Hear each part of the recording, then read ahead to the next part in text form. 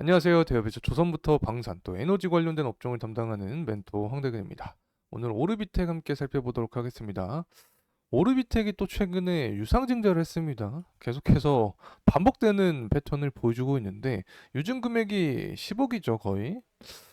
10억이 없는 회사인가라는 의구심이 또 드는 상황입니다. 그리고 이 오르비텍의 흐름을 봤을 때 현재 원전주들이 반등해줄 때 하락해주는 모습을 보여주고 있고 또 하락하면 더 강하게 하락하는 모습을 보여주고 있기 때문에 이게 원전주가 맞나라는 또 생각이 들고 있습니다. 어쨌든 이 현재 상황이 좀 안 좋은 모습들이 많은 상황인데 이 관련된 내용을 분석을 해보려고 합니다. 제가 또 여러분과 계속해서 함께하고 있기 때문에 저와 소통하면서 진행하시면 좀 더 힘이 되지 않을까 생각을 하고 있습니다. 구독과 좋아요도 꼭 한 번씩만 부탁드리고 계속해서 영상 시청해 주시면 감사하겠습니다.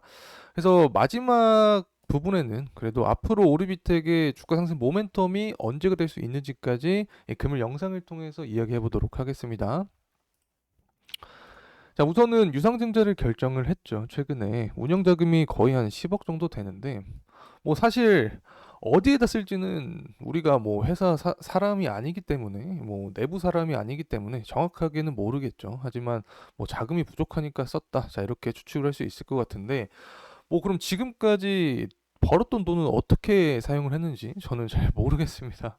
그래서 요즘을 계속해서 반복해서 하는 이 패턴 자체가 가격적인 측면을 하락하는 요인으로밖에 우리가 생각을 할 수 없다. 자, 이렇게 보입니다.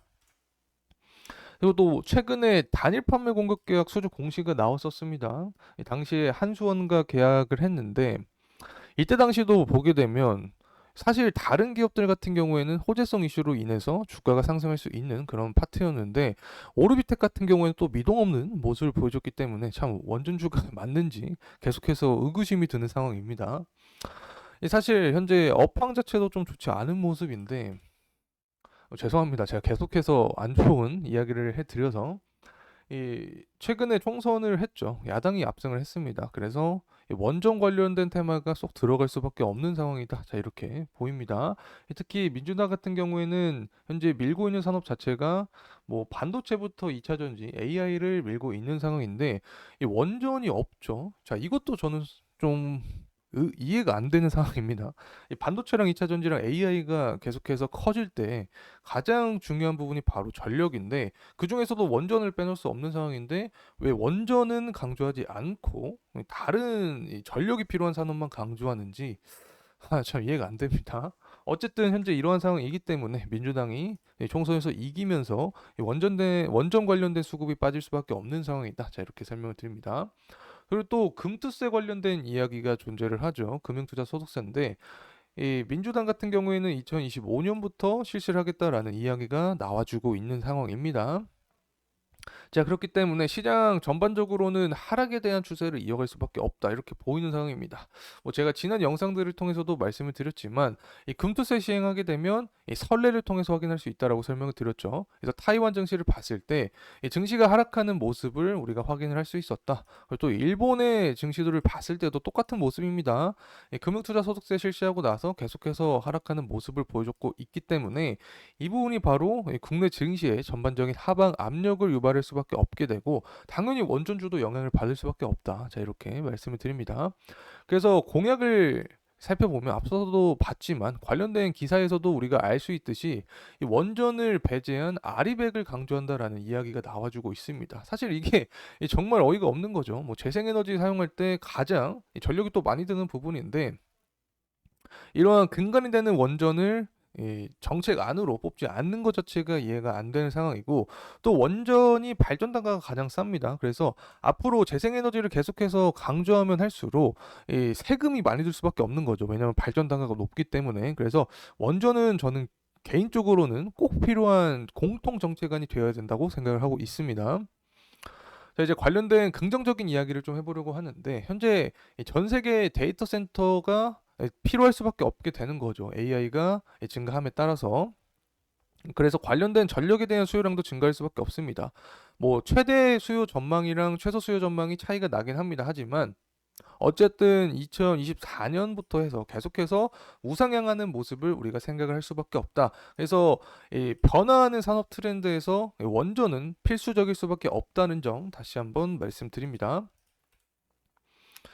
자, 이제 관련된 원전이 청정 에너지냐? 자, 이 부분에 대해서도 의문점이 굉장히 많았죠. 제가 계속 강조드렸던 부분이 존재를 했었는데 어떤 말씀을 드렸냐면 이 원전은 친환경이 맞다. 우선은 외국의 사례를 봤을 때 국제에너지기구 협약에서 에너지 장관들이 원전에 대한 잠재력을 인정을 했다라고 설명을 드렸죠. 이 부분이 바로 무탄소 기술을 이용할 때 원전이 핵심적인 요인이기 때문에 청정 에너지원으로서 인정을 할 수밖에 없다라는 내용이었습니다.